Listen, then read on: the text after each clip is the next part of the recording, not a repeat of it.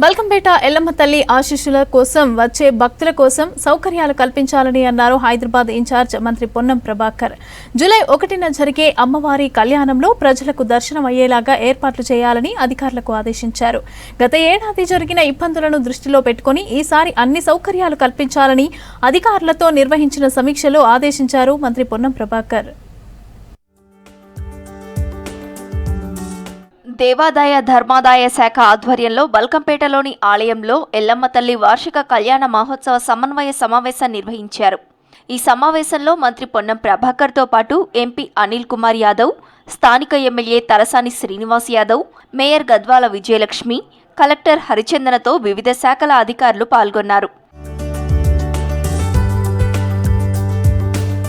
గత సంవత్సరంలో ఏర్పడ్డ ఇబ్బందులు ఈసారి పునరావృతం కావన్నారు మంత్రి పొన్నం ప్రభాకర్. శివశక్తులకు దర్శనం కలిగించేలా ఏర్పాట్లు చేస్తున్నామని తెలిపారు. అమ్మవారి కళ్యాణం, రథోత్సవానికి స్థానిక ప్రజల సహకారం అవసరమని కోరారు.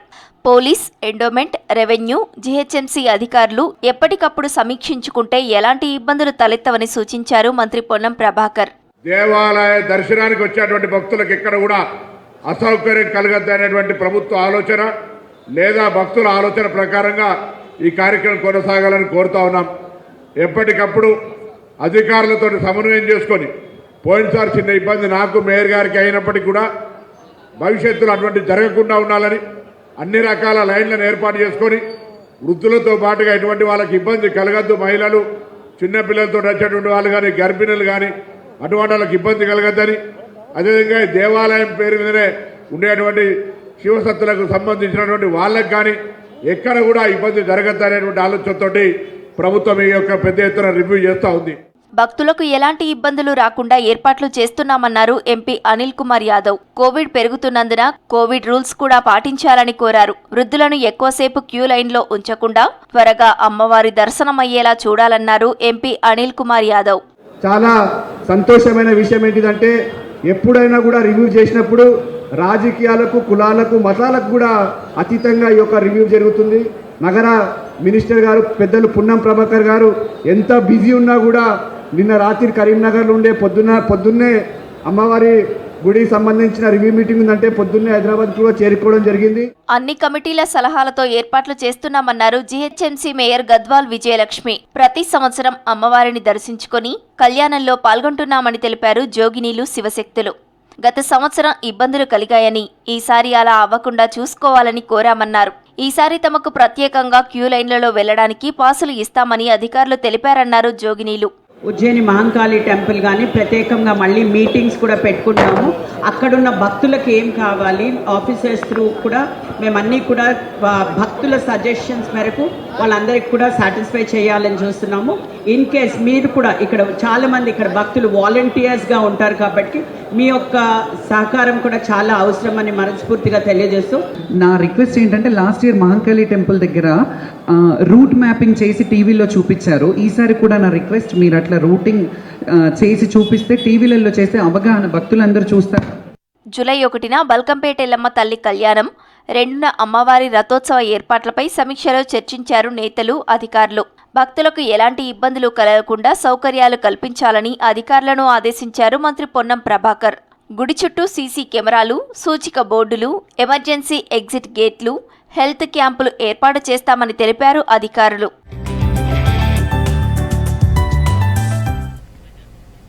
ఆయుష్మాన్ భారత్ ను ప్రతి ఒక్కరూ సద్వినియోగం చేసుకోవాలని అన్నారు కేంద్ర మంత్రి కిషన్ రెడ్డి. సికింద్రాబాద్ గాంధీ హాస్పిటల్ ను సందర్శించారు. కోవిడ్ కేసులు పెరుగుతూ ఉండటంతో ఆసుపత్రి విజిట్ చేశానని అన్నారు. ప్రధాన మంత్రి చౌరవతోనే గాంధీలో 2 ఆక్సిజన్ పాయింట్లు ఏర్పాటు చేశామని అన్నారు. ఇక సిబ్బంది కొరత సమస్య పైన కూడా చీఫ్ సెక్రటరీ మంత్రితో మాట్లాడి పరిష్కారానికి ప్రయత్నం చేస్తామని అన్నారు. శానిటేషన్ ఉద్యోగులకు జీతాలు సమయానికి రావటం లేదని తెలిసిందన్నారు.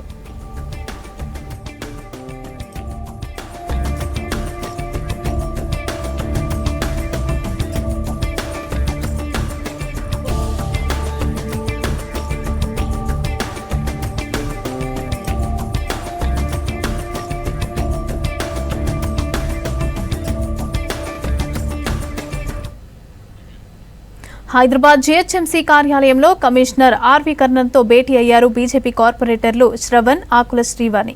సిటీలోని పలు సమస్యలను కమిషనర్ దృష్టికి తీసుకెళ్లారు. నగరంలో బర్త్డే డెత్ సర్టిఫికెట్లను కూడా అవకతవకలపైన పూర్తిస్థాయి విజిలెన్స్ ఎంక్వైరీ చేయాలని అన్నారు. వర్షాకాలంలో దోమల సమస్యపైన కూడా ముందస్తు చర్యలు తీసుకోవాలని కార్పొరేటర్లు మాన్సూన్ డిజాస్టర్ మేనేజ్మెంట్ పైన హైడ్రా, జీహెచ్ఎంసీ అధికారులతో సమన్వయ సమావేశాలు ఏర్పాటు చేయాలని కమిషనర్ను కోరారు.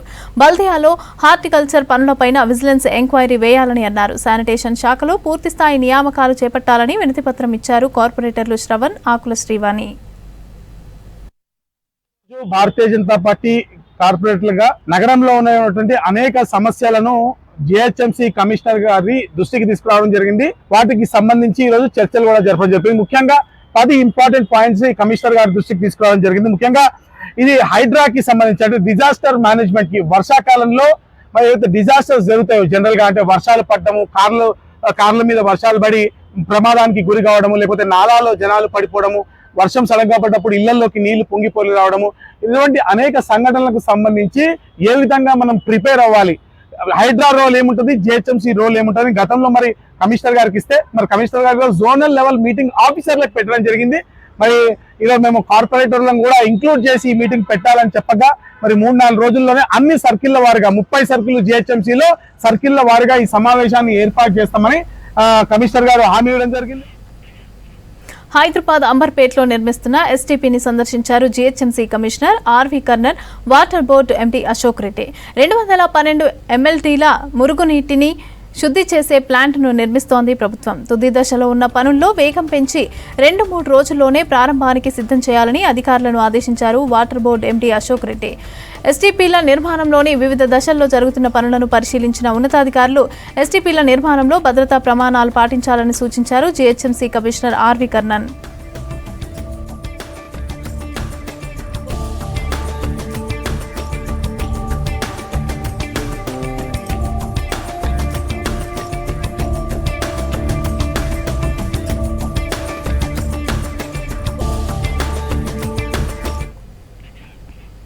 జీహెచ్ఎంసీ పరిధిలో 8 వాటర్ హోల్డింగ్ స్ట్రక్చర్స్ అందుబాటులోకి వచ్చాయి.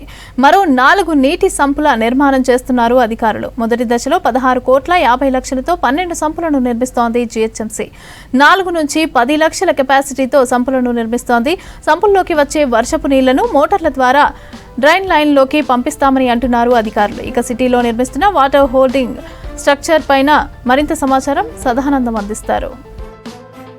సిటీలో వర్షం పడిందంటే చాలు సిటీ రోడ్లపైకి వాటర్ వస్తాయి. ఆ వరద నీటితోటి చాలా మేరకు ట్రాఫిక్ జామ్ అవుతుంది. ఇక ఈవినింగ్ లేదా మార్నింగ్ టైంలో వర్షం వస్తేనైతే కిలోమీటర్ల కొద్దీ వాహనదారులు ఇబ్బందులు పడుతూనే ఉంటారు. సో ఇదంతా కూడా రోడ్లపైన వాటర్ వచ్చి నిలవడం, దాన్ని క్లియర్ చేయకపోవడంతో ఈ ట్రాఫిక్ ప్రాబ్లం కానీ లేకపోతే నీటి నిలవడం కానీ దీంతో పబ్లిక్ ఇబ్బందులు ఎదుర్కొంటున్నారు. అయితే దీన్ని అధిగమించడానికి ప్రభుత్వం మొత్తం సిటీలో ఎక్కడెక్కడైతే వాటర్ లాగింగ్ పాయింట్స్ ఉన్నాయో అందులో మేజర్ వాటర్ లాగింగ్ పాయింట్స్ని సెలెక్ట్ చేసుకొని అక్కడ వాటర్ హోల్డింగ్ స్ట్రక్చర్స్ని నిర్మించడానికి ప్లాన్ చేసింది. సో దానిలో భాగంగానే ఫస్ట్ ఫేజ్లో 16,50,00,000తోటి మొత్తం 12 వాటర్ హోల్డింగ్ స్ట్రక్చర్స్ని ఏర్పాటు చేయాలని నిర్మించింది. సో దీనిలో ఫస్ట్ ఫేజ్లో భాగంగా ఇటు ఖైరతాబాద్ మెర్క్యూర్ హోటల్ ముందు ఒకటి, తర్వాత రాజ్భవన్ ముందు ఒకటి, అలాగే లేక్ వ్యూ గెస్ట్ హౌస్ ముందు ఒకటి, అలాగే సెక్రటేరియట్ ముందు ఒకటి, మొత్తం 4 ఫస్ట్ ఫేజ్లో వీటిని ఓపెన్ చేశారు. వీటి వర్క్ కూడా వితిన్ 3 monthsలో అయిపోయింది.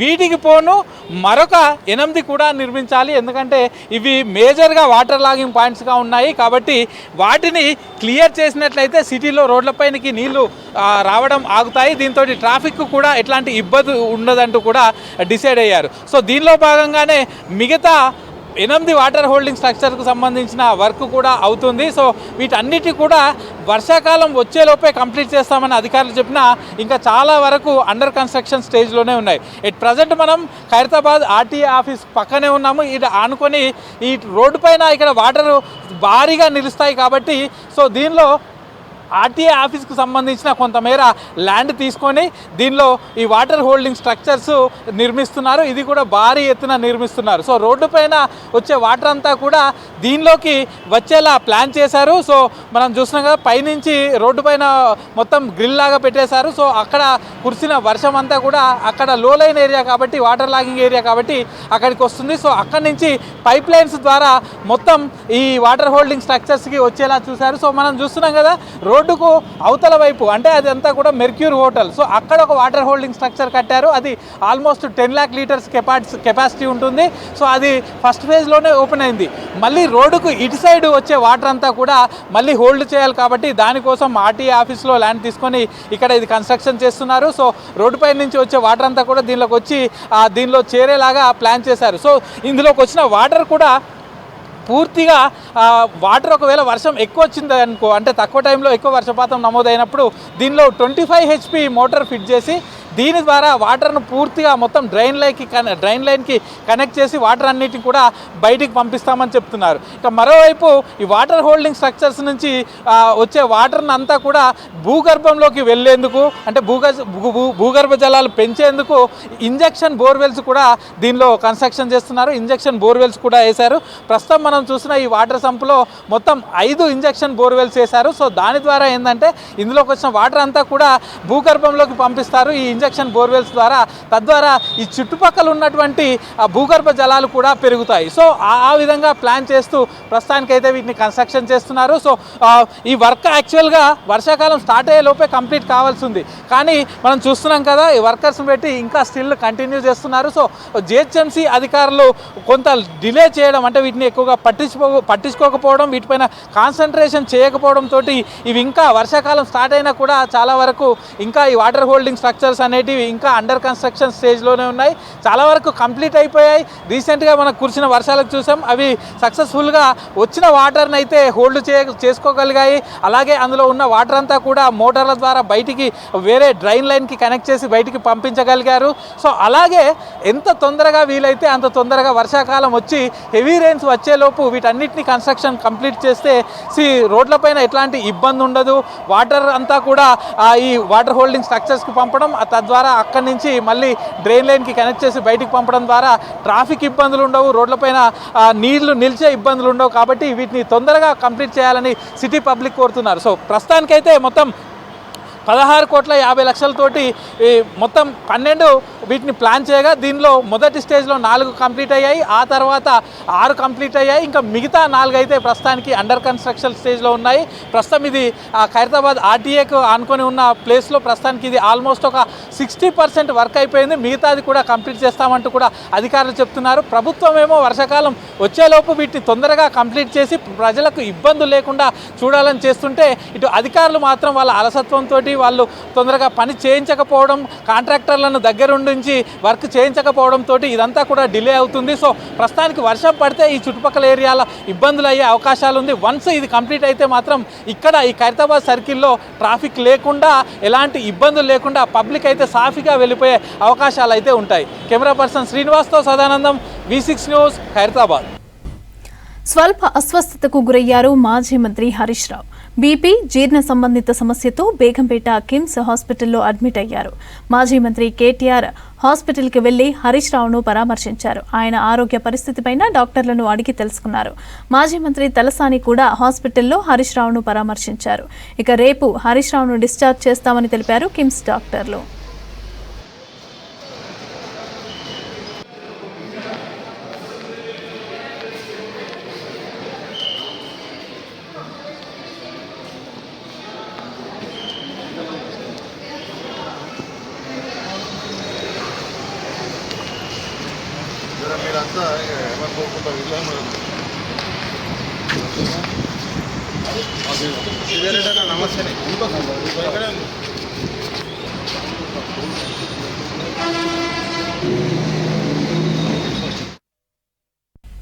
సిటీలోని వెటర్నరీ మెడికల్ షాపుల్లో తనిఖీలు చేశారు డ్రగ్ కంట్రోల్ అధికారులు. 42 మెడికల్ షాపుల్లోని వెటర్నరీ మెడిసిన్ను పరిశీలించారు. ఔషధాల్లో వ్యత్యాసాలు ఉన్నట్లు గుర్తించారు ఆఫీసర్స్. నిబంధనలు ఉల్లంఘించిన వెటర్నరీ మెడికల్ షాపుల యజమానులకు షోకాజ్ నోటీసులను జారీ చేశారు.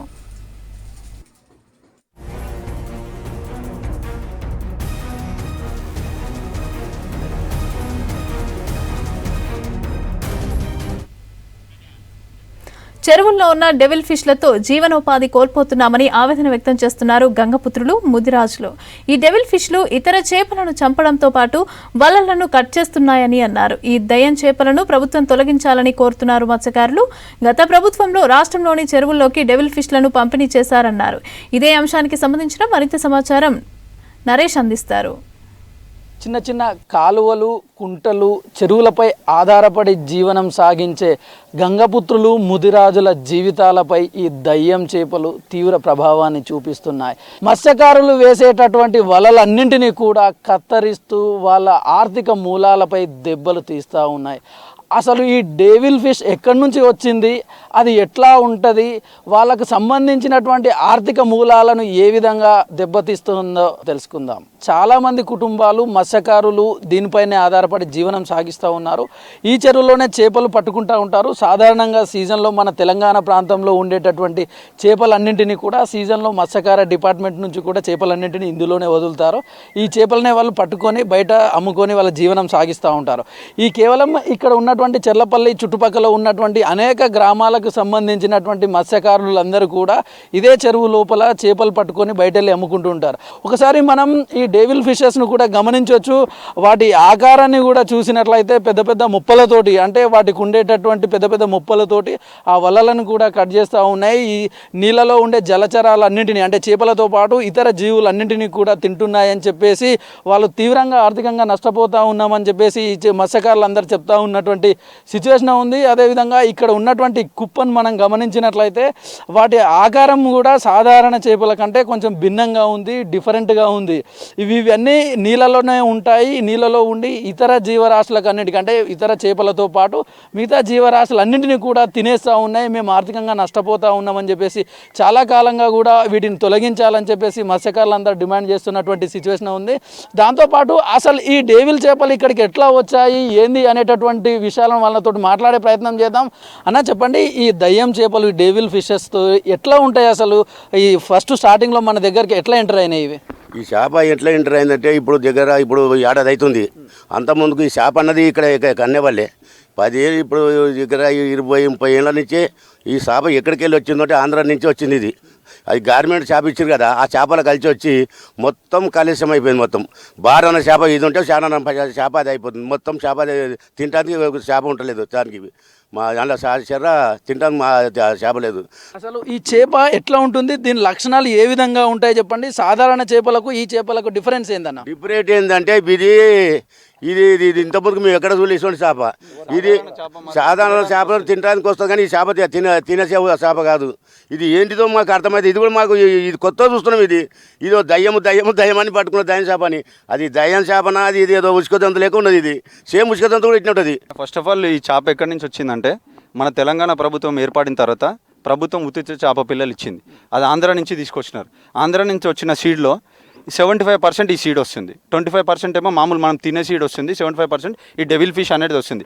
ఇది తినడానికి పని చేయదు. ఇక్కడ మేము వేసిన చేపలు కూడా తినేస్తుంది. దీనికి ఆహారం మేము వేసిన చేపలే అయిపోతుంది. మేము గత 6 నెలల క్రితం 3 లక్షల రూపాయలు పెట్టి చేపలు తెచ్చేసినాం చెరువులో. మాకు ఈ సంవత్సరం ఉపాధి లేకుండా అయిపోయింది. లేదంటే ఇంకా మీరు ఎక్కడెక్కడన్నా గుర్తించారా ఈ చేపలను? ఉన్నట్లు మీకు ఎక్కడన్నా ఉన్నట్టు సమాచారం వచ్చిందా? చాలామంది చెప్పడం విన్నాము ఇతర చెరువులలో కూడా ఉన్నాయని. కాకపోతే ఈ చెరువులో కూడా మేము దీన్ని చేపలు పట్టే వాళ్ళు కూడా మా మా మా ఫ్యామిలీస్ వాళ్ళు చేపలు పడుతుంటే కూడా ఈ పట్టడానికి కూడా విసుగుపడుతున్నారు ఈ చేపలు పడడం వల్ల. ఇక మాకు దీనికోసం ప్రభుత్వం, మన ఎమ్మెల్యే గారు, స్థానికులు ఎవరైనా సరే పట్టించుకోవాలని మేము అనుకుంటున్నాం. ఇతర జీవరాశులు కూడా ఉంటాయి, వాటన్నిటిని కూడా ఈ చేపలు తింటా ఉన్నాయా? లేవు, అవి చేపలు ఏమి తిన్నాయి. ఓన్లీ ఇప్పుడు వేరే జీవరాశులు అయితే ఏం తిన్నాయి. మేము పోస్తాం కదా చిన్నపిల్లలు చేప పోస్తాం, ఆ చేపలు పోసినప్పుడు తినేస్తాం అనమాట. మాకు మళ్ళీ పట్టుకోడానికి మాకు ఏమి ఉండే అనమాట చేపలు. ఇక అవి 75% ఉంటాయి, అవి 25% ఉంటాయి అనమాట. ఇక మాకు చాలా ఇబ్బంది అవుతుంది. దీని గురించి కొంచెం ఎమ్మెల్యే గారు, కార్పొరేటర్ గారు ఏమైనా దయచేసి సహకరించాలని కోరుతున్నాం. అధికారులను ఎవరన్నా కలిసి మీ సమస్య గురించి చెప్పారా? వాళ్ళు ఏమన్నా చెప్పారా మీతోటి? అంటే ఇప్పటి వరకు అయితే ఎవరికి చెప్పలేము. మా మేడం కార్పొరేటర్ వరకు అయితే చెప్పినాము. ఇప్పుడు ఇంతమంది మొన్న మురుగశీలు వచ్చినప్పుడు వచ్చి ఉండే అనమాట. మేడం వస్తే మేడం చూసి సరే వాళ్ళు చెప్పేస్తాం, మత్స్యకారులు వాళ్ళు చెప్తా అని చెప్పేసాను అనమాట మేడం అంతా. మొన్న మురుగశీల రోజు దాదాపు 2 క్వింటాల చేపలు ప్రతి సంవత్సరం మేము మురుగశీలకి చేపలు పట్టి ఇక్కడ ఉన్న వాళ్ళందరికీ అమ్ముతుంటాం, పంచుతుంటాం. ఇప్పుడు మొన్న పట్టినప్పుడు 2 క్వింటాల చేపలు వచ్చినాయి. ఇది ఎక్కడ నేస్తే కూడా ప్రాబ్లం అవుతుందని చెప్పి డీజిల్ పోసి తలగబెట్టాల్సి వచ్చిందన్న. మేము మాకు హక్కుగా అయితే మేము కొన్ని చేపలను ఇక్కడ ఉన్నటువంటి దయ్యం చేపలను పట్టేసి వాటిని చంపేస్తున్నాం.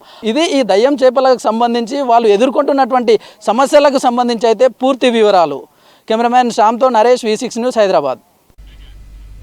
మహానగరంలో వన మహోత్సవానికి కార్యాచరణ సిద్ధం చేస్తున్నారు అధికారులు. జూలై నెలలో ప్రారంభం కానున్న వన మహోత్సవం కార్యక్రమంలో భాగంగా భారీగా మొక్కలు నాటడానికి ప్లాన్ చేస్తున్నారు. HMDA ఆధ్వర్యంలో ఉన్న 42 నర్సరీల్లో భారీ ఎత్తున మొక్కలు సిద్ధం చేశారు.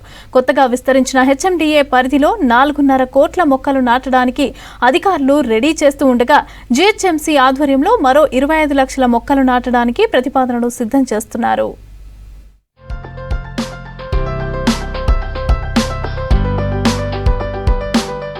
ఒకప్పుడు చెరువులు, పార్కులకు చిరునామాగా ఉన్న సిటీ కాలుష్య నగరంగా మారుతోంది. దాదాపు 1 కోటికి చేరువవుతోన్న వెహికల్స్ నుంచి వచ్చే పొల్యూషన్తో జనం ఉక్కిరిబిక్కిరి అవుతున్నారు. రోజు రోజుకు పెరుగుతున్న కాలుష్యాన్ని తగ్గించడానికి చెట్ల పెంపకం చాలా కీలకంగా మారింది. దీంతో ప్రభుత్వం జూలై 1 నుంచి వన మహోత్సవానికి కార్యాచరణ సిద్ధం చేసింది. HMDAకు నర్సరీల్లో మొత్తం 4.94 కోట్ల మొక్కలున్నాయి. వీటిని పెంచి అన్ని ప్రాంతాలకు పంపిణీ చేయడం, నాటడానికి ఖర్చంతా HMDAనే భరించనుంది. ఈ మొక్కలను పార్కులు, చెరువుల చుట్టుపక్కల, జాతీయ, రాష్ట్ర రహదారులు, ప్రభుత్వ సంస్థల్లోని ఖాళీ స్థలాల్లో, సెంట్రల్ మీడియన్లు, అర్బన్ ఫారెస్ట్ బ్లాకుల్లో నాటనున్నారు. మిగిలిన మొక్కలను ప్రజలకు పంచడానికి ఏర్పాట్లు చేస్తున్నారు అధికారులు.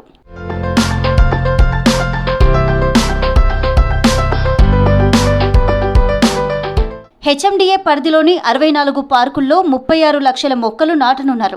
108 అవెన్యూ ప్లాంటేషన్ ప్రాంతాల్లో 30,90,000 మొక్కలు, 421 కిలోమీటర్లున్న రోడ్ల వెంబడి 69,89,000 మొక్కలు, 24 చెరువుల వద్ద 9,47,000 మొక్కలు నాటనున్నారు అధికారులు. 17 ప్రభుత్వ ఆఫీసులకు చెందిన ఖాళీ స్థలాల్లో 20 లక్షల మొక్కలు, 28 అర్బన్ ఫారెస్ట్ బ్లాకుల్లో 34 లక్షల మొక్కలు నాటనున్నారు. ఇక మిగిలిన 2,49,000 మొక్కలను ప్రజలతో పాటు ప్రైవేట్ సంస్థలకు పంపిణీ చేయనున్నారు అధికారులు.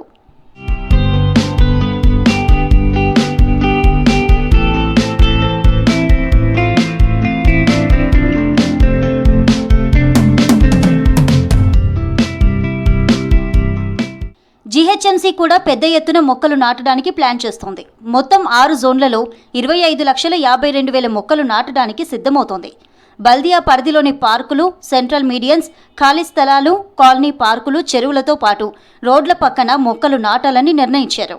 అత్యధికంగా కుకుట్పల్లి జోన్లో 6,25,000 మొక్కలు నాటనున్నారు.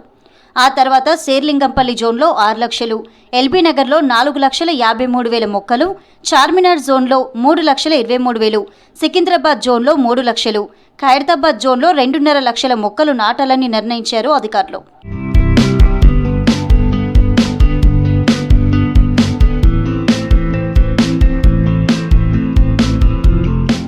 ప్రభుత్వం ప్రతిష్టాత్మకంగా చేపట్టనున్న ఈ వన మహోత్సవం కార్యక్రమంలో ప్రజాప్రతినిధులు, అధికారులతో పాటు ప్రజలను భాగస్వామ్యం చేస్తామంటున్నారు అధికారులు.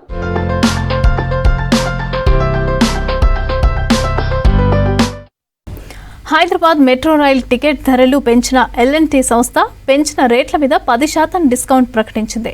పెంచిన టికెట్ రేట్లతో మెట్రో ప్రయాణికులకు కొత్త కష్టాలు వచ్చిపడ్డాయి. ధరలకు సరిపడా చిల్లర దొరక్క ఇబ్బందులు పడుతున్నారు. క్యాష్తో టికెట్ కొనాలంటే సరిపడా చేంజ్ ఇస్తేనే టికెట్ తీసుకోవాల్సిన పరిస్థితి నెలకొంది.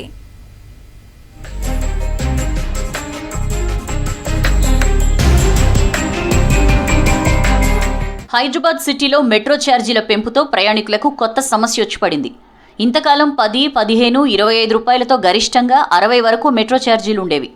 ఈ మధ్య మెట్రో ఛార్జీలు పెంచి 10% డిస్కౌంట్ ఇవ్వడంతో జర్నీ చేసే వారికి సమస్యలు ఎదురవుతున్నాయి.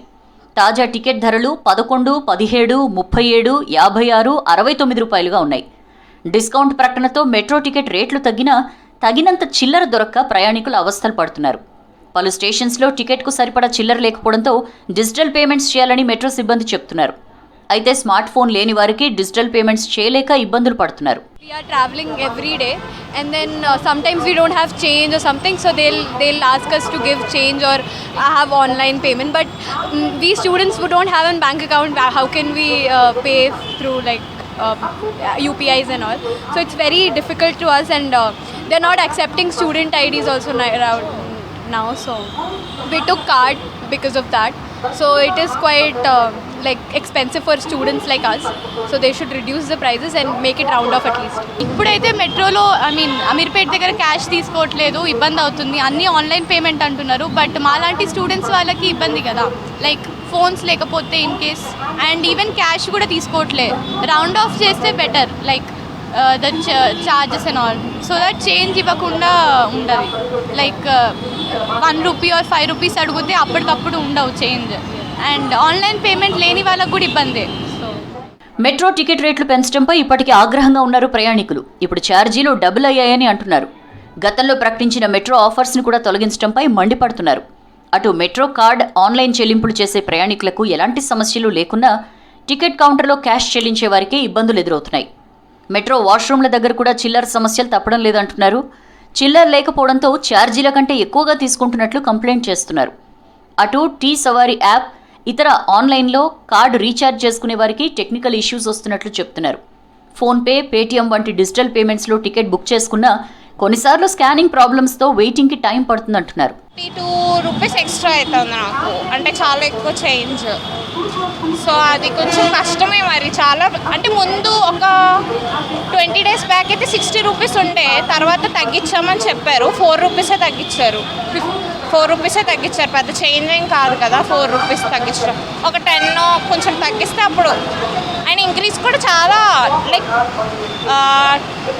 11 రూపీస్ ఇంక్రీజ్ చేశారు ఒకేసారి. అంత ఇంక్రీజ్ చేయడం కూడా కరెక్ట్ కాదన్న ఫీలింగ్. గతంలో మెట్రోలో ప్రయాణికుల సంఖ్య పెంచుకునేందుకు L&T సంస్థ డిస్కౌంట్స్, ఫెస్టివల్ ఆఫర్లతో ఆకట్టుకుంది. దీంతో రోజువారీ ప్రయాణికుల సంఖ్య 5 లక్షల వరకు చేరింది. తర్వాత మెట్రోలో సువర్ణ ఆఫర్, 1 డే హాలిడే కార్డును ఎత్తేశారు. పీక్ అవర్స్లో స్మార్ట్ కార్డ్పై 10% డిస్కౌంట్ కొన్ని గంటలకే పరిమితం చేశారు. స్టేషన్లో ఫ్రీ పార్కింగ్ తీసేయడంతో మెట్రో ప్రయాణం మరింత భారంగా మారింది. మెట్రో సంస్థ తీసుకున్న నిర్ణయాలతో రెగ్యులర్గా ప్రయాణించే వారికి ఇబ్బందులు ఎదురవుతున్నాయి. మెట్రో ట్రావెలర్స్ కోసం ఆల్-ఇన్-వన్ కార్డ్ తీసుకురావాలని కోరుతున్నారు ప్రయాణికులు. So I need to travel to the 3 to 4 areas of this Hyderabad city. So I usually use it very a lot. But I think last from 3 to 4 months I need to get it recharged for 3 times to 4 times in a month. Before that it was okay. But at night time after 8 it is also getting somewhat, I think 10 to 15 rupees of gap from the morning. సిటీలో పెరుగుతున్న traffic సమస్య, rainy సీజన్తో metro జర్నీకి interest చూపిస్తుంటారు public. 7 ఏళ్ల తర్వాత ticket రేట్లు పెంచడం, metro maintenance సరిగా లేకపోవడం, ticket ధరలపై డిస్కౌంట్ ఆఫర్స్ ఎత్తేయడంపై సిటీ పబ్లిక్ అసంతృప్తి వ్యక్తం చేస్తున్నారు. రానున్న రోజుల్లో మెట్రో జర్నీ ఇంకింత కాస్ట్లీ అవుతుందని అంటున్నారు.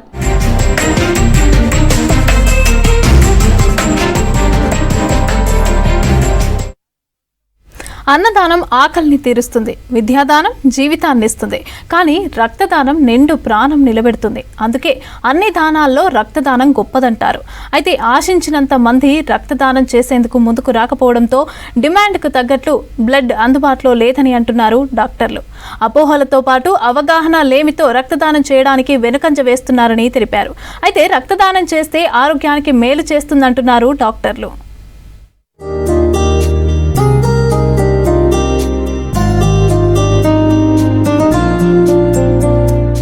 మారుతున్న జీవన అలవాట్లతో వివిధ రోగాల బారిన పడే వారి సంఖ్య పెరుగుతూనే ఉంది. క్యాన్సర్, తలసేమియా, గర్భిణీలు, వివిధ ప్రమాదాలకు గురైన వారికి అత్యవసరంగా రక్తం అందించాల్సి ఉంటుంది. అయితే పెరుగుతున్న వ్యాధులు, రోగుల సంఖ్యకు అనుగుణంగా రక్తం అందుబాటులో లేదంటున్నారు డాక్టర్లు. దేశ జనాభాలో 2% మంది రక్తదానం చేసినా రోగులందరికీ సరిపడా రక్తం అందుతుందంటున్నారు. అయితే కేవలం 0.4 నుంచి 0.6% మాత్రమే రక్తదానానికి ముందుకు వస్తున్నారని తెలిపారు. దీంతో అత్యవసర పరిస్థితుల్లో బ్లడ్ కోసం తీవ్ర ఇబ్బందులు పడాల్సి వస్తోందన్నారు. అందుకే ఈ ఏడాది ప్రపంచ రక్తదాన దినోత్సవం సందర్భంగా రక్తం ఇవ్వండి, జీవితంపై నమ్మకాన్ని ఇవ్వండి థీమ్తో వేడుకలు జరుపుతున్నామని తెలిపారు డాక్టర్లు.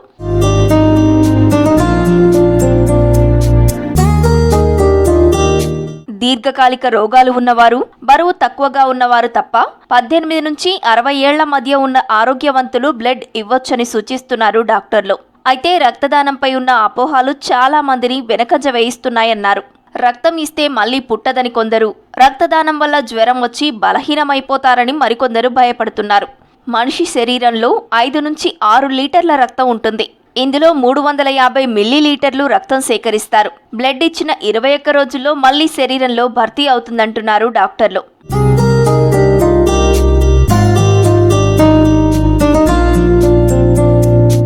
బ్లడ్ సప్లై చేసేందుకు రెడ్ క్రాస్తో పాటు ప్రభుత్వ హాస్పిటల్స్ కూడా బ్లడ్ బ్యాంకులు నిర్వహిస్తున్నాయన్నారు డాక్టర్లు. యువత ముందుకు వచ్చి రక్తదానం చేయాలని సూచిస్తున్నారు. రోజు రోజుకు పెరుగుతున్న రోగాలకు అనుగుణంగా రక్తం అందుబాటులో లేక కొందరు ప్రాణాలు కోల్పోతున్నారని తెలిపారు. అపోహాలు వీడి రక్తదానం చేయాలని సూచిస్తున్నారు డాక్టర్లు. రక్తం ఇవ్వడం వల్ల అనే సమస్యలు రావడం అనేది అట్లాంటిది ఏమీ ఉండదు. సో మనం కరెక్ట్ ప్రొసీజర్స్ ఫాలో అయ్యి తీసుకోవడం వల్ల బెనిఫిట్స్ ఉంటాయి. మనం ఎప్పుడైతే బ్లడ్ ఇవ్వాలనుకుంటున్నామో ఆ రోజు కరెక్ట్ ఫుడ్ తీసుకొని కరెక్ట్ హైడ్రేషన్ మెయింటైన్ చేసుకొని బ్లడ్ ఇస్తే ఎటువంటి ప్రాబ్లమ్స్ ఉండవు. So minimum age of donation 18 years ఉంటుంది. 60 ఇయర్స్ వరకు డొనేట్ చేయొచ్చు. రెగ్యులర్ డోనర్స్ అయితే 65 ఇయర్స్ వరకు కూడా డొనేట్ చేయొచ్చు. డొనేషన్ చేయడానికి వస్తారు, బట్ వాళ్ళు నైట్ ఆల్కహాల్ తీసుకుపోవడం, సరిగ్గా నిద్ర లేకపోవడం, ఎక్సెసివ్ ఫిజికల్ యాక్టివిటీ చేసుకొని రావడం, ఇంకా లైక్ రీసెంట్గా ఫీవర్ హిస్టరీస్ ఏమైనా ఉన్నప్పుడు మేము టెంపరీగా రిజెక్ట్ చేస్తాం అనమాట. మళ్ళీ తర్వాత డొనేట్ చేయమని చెప్తూ ఉంటాము. రక్తదానం చేసి ప్రాణాపాయ స్థితిలో ఉన్న వారిని రక్షించాలని కోరుతోంది ప్రపంచ ఆరోగ్య సంస్థ సైతం.